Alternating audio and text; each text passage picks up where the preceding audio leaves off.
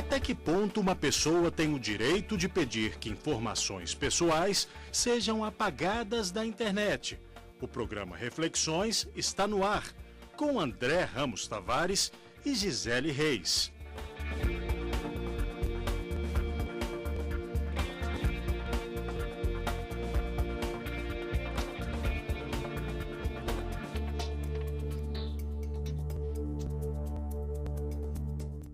As pessoas têm direito de serem esquecidas? O que provoca um pedido como esse? Quais são os limites e como fica a liberdade de imprensa nesses casos? O direito ao esquecimento e suas consequências, suas implicações, suas possibilidades serão o tema do Reflexões desta semana. Veja então quem são os nossos convidados. Tiago Sombra, advogado e professor de Direito Civil da UNB. Fabrício da Mota Alves, advogado especialista em Direito Digital. A TV Justiça agradece a participação dos nossos convidados. Muito obrigada, doutor Fabrício Alves. Obrigada também, doutor Tiago Sombra. E para começar a nossa discussão, eu queria perguntar, saber a opinião de vocês em relação aos motivos que levam uma pessoa a invocar esse direito ao esquecimento. Bom, obrigado pelo convite. Inicialmente, algumas situações envolvem exatamente um pedido específico sobre o direito ao esquecimento. Um constrangimento seria uma informação que gere algum tipo de constrangimento, mas os pedidos recentes que vêm associados a essa figura geralmente envolvem informações desatualizadas ou informações que já não fazem parte de um contexto atual. Então, a ideia em torno do direito ao esquecimento é de uma informação que envolve um tempo remoto, algo que já não tenha nenhum tipo de utilidade pública ou que não traga alguma repercussão que seja condizente com a atualidade ou com a verdade dos fatos no contexto em que se insere, né? O que é importante compreender nessa figura do direito ao esquecimento é que ele envolve essencialmente um direito de autodeterminação da própria pessoa aos seus dados, de possibilidade de gestão ao longo do tempo daquilo que nós chamamos do direito de ter os seus dados atualizados, né? Na União Europeia é um direito que tem, a partir de 2006, desde uma decisão do Tribunal da Corte Europeia de Direitos Humanos, da Corte Europeia de Justiça, ele ganhou um patamar muito grande, apesar da sua já existir uma previsão específica no Tratado da União Europeia e na Carta de Direitos Fundamentais da União Europeia.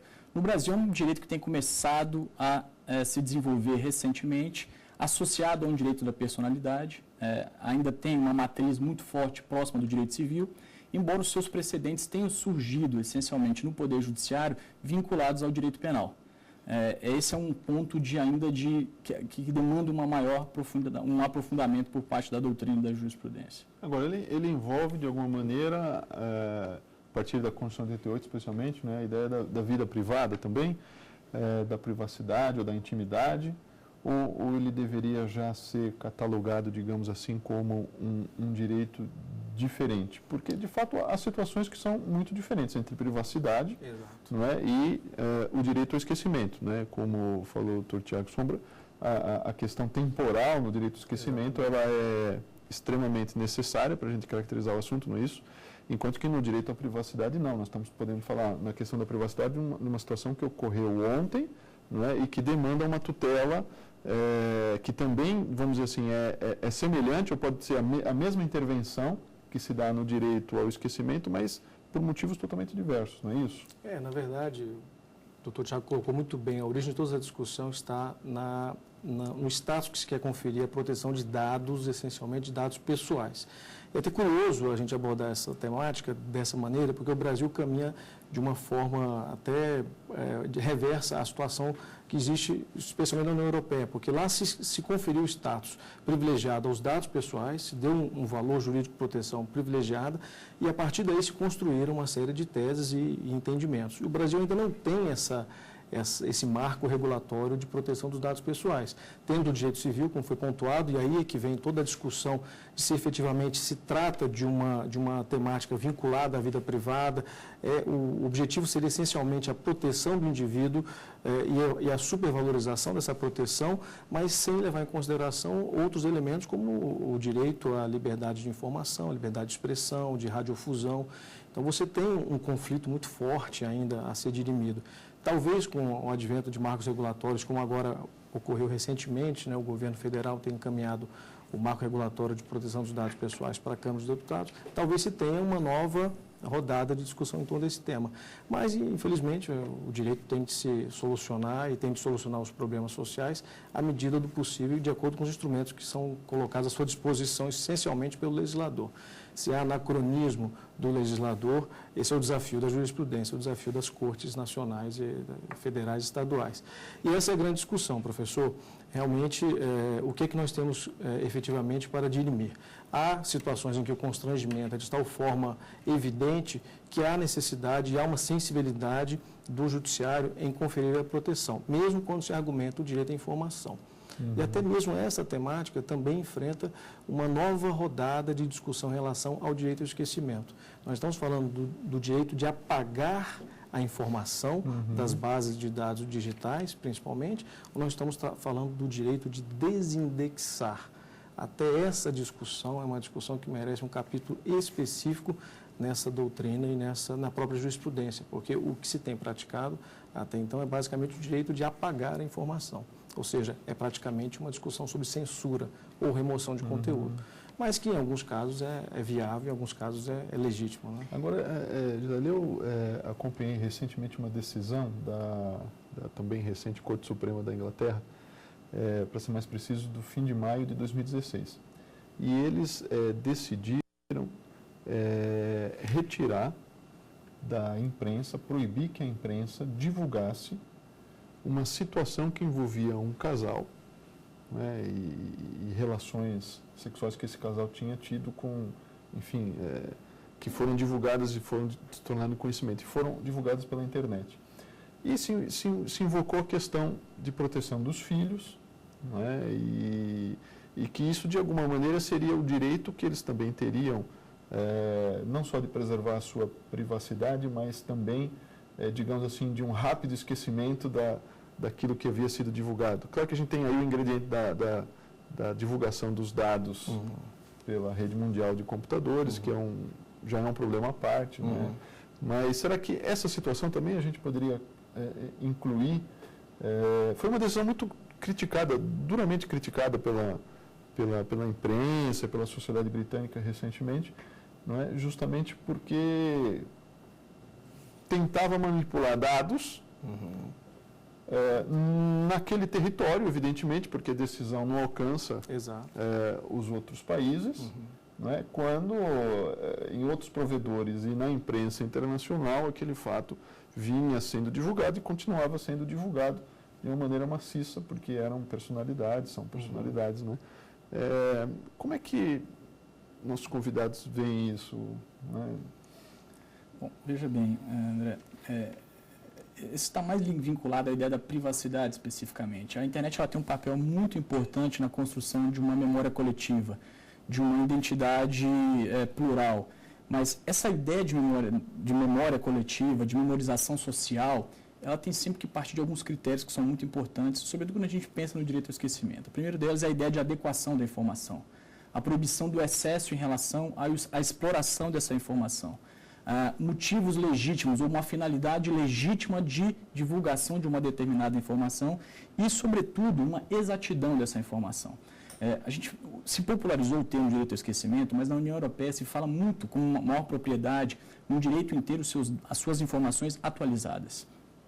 O esquecimento por completo, a completa desvinculação, nós dividimos essa atividade em duas, né? A desconexão e a desindexação. A desconexão é com o completo desaparecimento de uma informação da rede mundial de computadores. A desindexação é dificultar, criar obstáculos para que essas informações sejam acessíveis.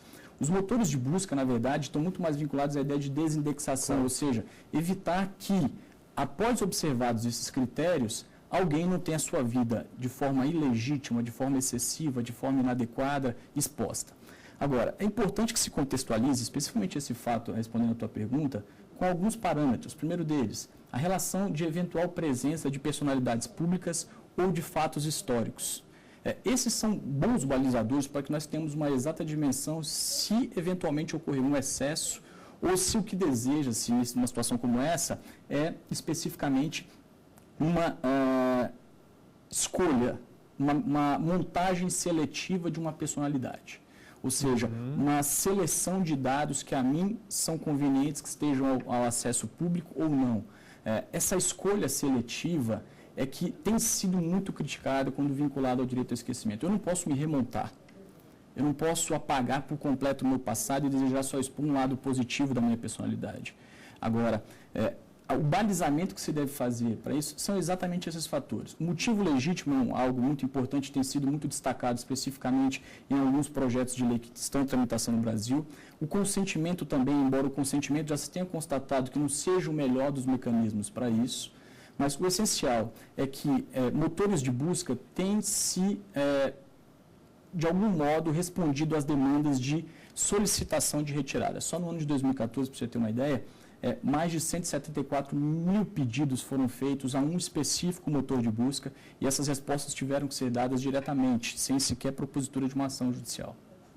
Porque, de fato, aí são coisas distintas, não é? Uma coisa é você procurar apagar a informação definitivamente do local onde ela se encontra, da base de dados, né? Retirar ela e fazer com que ela seja destruída.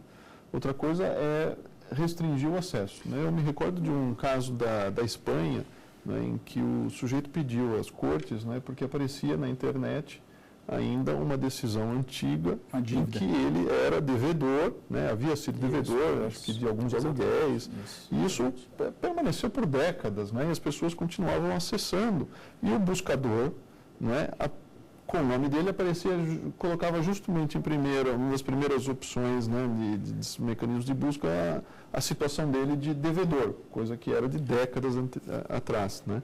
Então, a gente pode fazer essa distinção em relação ao direito ao esquecimento. Eu tenho uma outra questão que eu tenho analisado, é que nós falamos muito em direito ao esquecimento voltado a meios de comunicação social.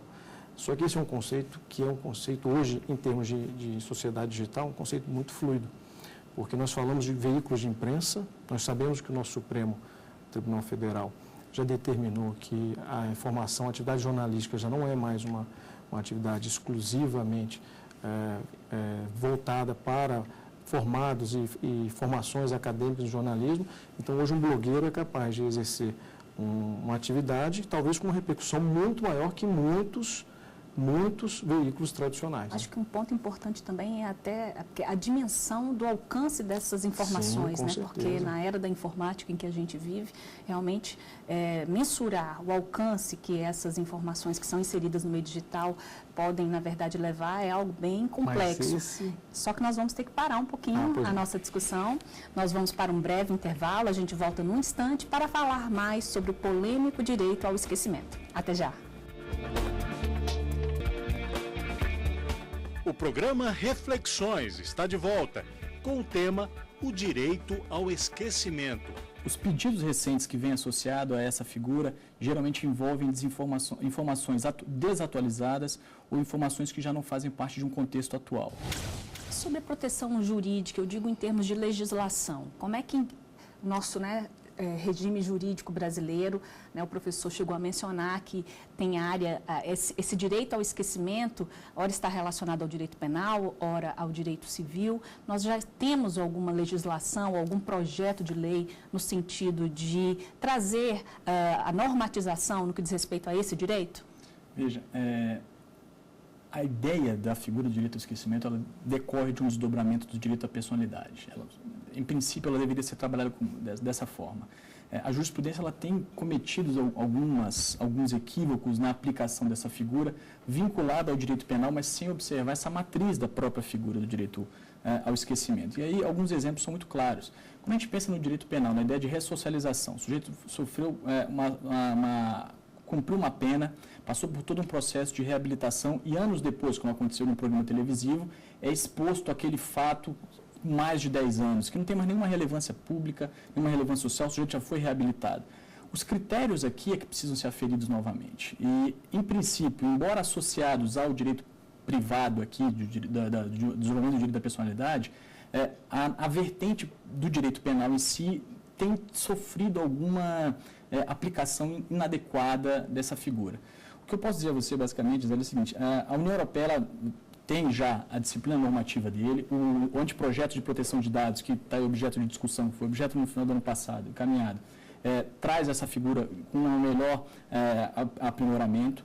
No Brasil, há um projeto de lei que foi apresentado em 2015 na Câmara dos Deputados que prevê essa figura também. Foi um projeto extremamente criticado pelo contexto em que ele foi apresentado, tentando criar uma ideia de desindexação e desconexão de alguns dados, sem associar a questões como motivo legítimo, consentimento ou a definição daqueles critérios como proibição de acesso, finalidade legítima, exatidão da informação e aquele tempo remoto, deixando apenas de lado as ideias dos fatos históricos e das personalidades públicas. O que é importante a gente ter em mente é que o direito ao esquecimento está vinculado a uma autodeterminação do indivíduo, mas sem a ideia de seleção, de escolha seletiva. Okay.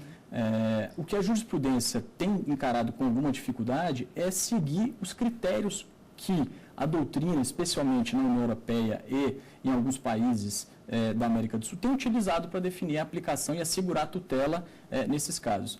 A gente está num passo legislativo ainda muito pouco definido, a jurisprudência ainda precisa se aperfeiçoar na aplicação dele. Agora, aproveitando, né, essa deixa que o senhor fez em relação a essa atuação do judiciário, né, quais são as medidas que o judiciário tem, na verdade, se utilizado para proteger esse direito da personalidade, para proteger a intimidade, invocando esse direito ao esquecimento? O próprio Superior Tribunal de Justiça já aplicou, assegurou esse direito ao esquecimento num caso específico. Eu queria saber, o judiciário, de um modo geral, de que forma que ele tem atuado? De uma maneira geral, se tem associado essa discussão muito à questão de remoção de conteúdo. É basicamente uma discussão sobre censura, até que ponto essa censura é legítima, até que ponto ela não é legítima. E essa remoção de conteúdo, ela tem ocorrido de forma tradicionalmente regular, sem grandes dificuldades. O próprio Marco Civil da Internet, que foi sancionado agora em 2014, ele trouxe mecanismos para aperfeiçoar esse debate, porque a insegurança jurídica, ela ainda é extremamente complicada, mas era realmente muito significativa, porque você não havia um marco regulatório específico, como de fato foi criado posteriormente, e você tinha decisões judiciais conflitantes. Os tribunais nacionais têm tentado enfrentar essa temática, como o professor Tiago mencionou, a questão do comparativo com o direito penal. Eu me lembro até que o ministro Salomão mencionou bem especificamente o aspecto da prescrição penal. Se você tem um Instituto da Prescrição Penal que, em tese, dá uma satisfação social para aquele que, no tempo, não está mais sujeito à punibilidade ou à execução da pena, efetivamente, então por que você não vai ter esse mesmo comparativo, esse mesmo parâmetro que é assegurado ao investigado, ao suposto praticante de uma infração penal, porque não se vai estabelecer esse mesmo parâmetro no aspecto civil, né? Agora, isso de fato é uma questão muito mais tormentosa hoje por conta da rede mundial de computadores e toda a acessibilidade que existe por parte de qualquer pessoa em relação a qualquer tipo de dado de informação que circula ali e que está disponível a ser reproduzida. Mas é um tema que extrapola, né? Porque, na verdade, ele, quando surgiu, inicialmente, ele não surgiu no contexto da internet, ele surgiu num contexto em que personalidades, atores, me recordo de atrizes francesas, que queriam realmente ser esquecidas, quer dizer, elas não queriam continuar sendo perseguidas pela imprensa, terem as suas vidas devassadas, né, o que elas diariamente faziam sendo colocado e divulgado, né? Então, ele tem, de fato, ainda essa perspectiva que é mais ampla, né? Que a gente, com a internet, agora o Marco Civil, a gente tem aí uma outra dimensão que o direito ao esquecimento adquiriu. Exatamente. Mas ele continua, não é também nessa outra perspectiva, com certeza, né?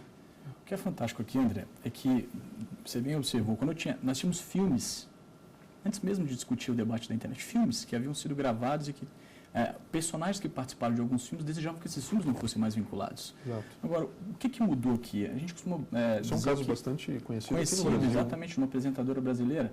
Mas o que é mais curioso aqui, que talvez o debate mereça um novo foco, é que quando a gente discute proteção de dados e privacidade no ciberespaço, na internet, um ponto muito importante é que os atores estatais estejam preparados para perceber que eles não são mais os únicos protagonistas desse cenário.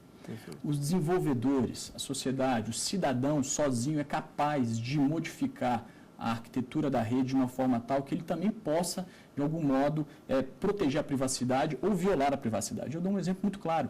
Existem aplicativos e sites na internet que já fazem essa figura do esquecimento, que já são capazes de retirar informações que eu desejo. Eu acesso um determinado site, que é muito conhecido por essa prática, e ele é capaz de retirar, de fazer uma filtragem de tudo aquilo que eu desejo que seja exposto em relação à minha pessoa, observados alguns critérios. Nós discutimos muito hoje duas grandes temáticas no tema da privacidade, que é a privacidade por desenho e a privacidade por padrão, ou seja, aplicativos, equipamentos, sistemas que já são desenhados para proteger a privacidade e outros em que o padrão já envolve a sua proteção específica, já sai de fábrica com essa finalidade. Então, vejam, a privacidade, se eu pudesse te responder com basicamente uma expressão, dos jornais que nós tínhamos no início do século passado, ou das revistas, para a data de hoje, o que nós tivemos é uma mudança basicamente das garrafas, mas o vinho continua basicamente o mesmo. Os rótulos mudaram, a forma e os recipientes mudaram. Então, o grande desafio é como fazer frente a essa nova forma de conter esse direito à privacidade. Ele é um direito em evolução e, de acordo com cada parâmetro da sociedade, ele vai acabar sofrendo realmente uma nova formatação. Agora, e as respostas desses programas é uma coisa muito interessante, porque, de fato, essa nova dimensão digital veio também com alguma possibilidade de solução que não passa pelo Estado, que não é uma solução estatal. Quer dizer, você tem uma intensificação pela questão digital, não é? Mas você também tem a própria dimensão digigal oferecendo uma possibilidade de solução. Isso, uma autorregulação. Não, mas é uma regulação individual, não é propriamente a autorregulação da internet, não é? Aí seria mesmo o poder individual também privado, de poder, contribuir de maneira privada, retirar aquilo por meio de um buscador que faz retiradas, não é isso? Exatamente. Os aplicativos fazem isso sem intervenção estatal e, eventualmente, o próprio indivíduo é capaz de fazer. Mas nós teríamos que discutir se isso é lícito também? Também. Que tipo de informação ele poderia retirar? Se é uma informação de acesso público ou se é uma informação restrita a ele?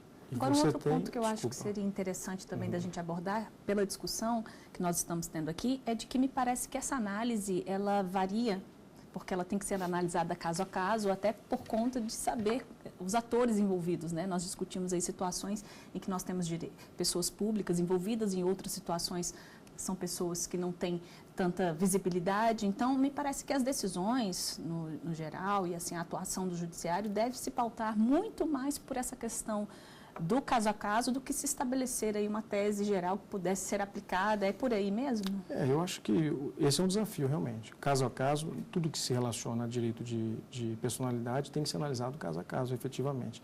Esse é o grande desafio, porque, por um lado, você tem essa repercussão sobre o indivíduo que está tendo o seu direito violado.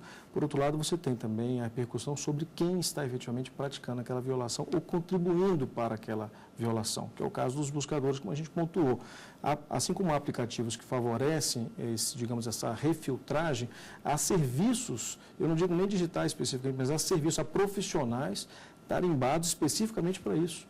São publicitários, de modo geral, que dominam a técnica da indexação, que compreendem muito bem como funciona a indexação e que vendem serviços, e isso tem sido compreendido como uma atividade legítima, para manipular em sentido contrário. Ou seja, se você tem alguma informação sua que vazou para a internet, algum veículo trouxe à tona aquilo novamente, está lhe causando um ressofrimento em função daquilo, você sabe que, juridicamente, a eficácia de decisões judiciais vai ser extremamente limitada e arriscada, justamente em função da falta de padronização e de uniformização da jurisprudência. Então, você busca, e é uma solução comercial muito viável, você busca profissionais especializados que vão fazer com que aquela informação seja recolocada em certos ranqueamentos de conteúdo. Então, efetivamente, o direito do esquecimento pode até continuar ainda violado, mas estando ele na terceira ou quarta página de um resultado de um buscador, já satisfaz já ameniza a sua dor e o seu sofrimento. Então, esse tipo de solução, que ainda está no âmbito privado, no âmbito particular, e foge à atuação estatal, efetivamente, é algo que é feito regularmente. No Brasil já existem empresas especializadas nisso, mas lá fora realmente há uma indústria praticamente voltada para essa situação, mesmo porque a legislação internacional, de modo geral, ainda é muito escassa. Você tem a União Europeia muito avançada, você tem Estados Unidos enfrentando uma discussão mais polêmica. Aqui no continente sul-americano, você já tem a Argentina já com uma legislação tratando, o Brasil querendo apresentar a sua solução, mas como a internet é global, você encontra ainda dificuldades. Então, efetivamente, é o grande desafio. Talvez esse seja já um tema para um outro programa, né? Quando o Estado está perdendo a sua capacidade de dar respostas. Protagonismo. E o protagonismo, como disse também já o Tiago, não é? Termina aqui mais este Reflexões. Nós debatemos hoje o direito ao esquecimento.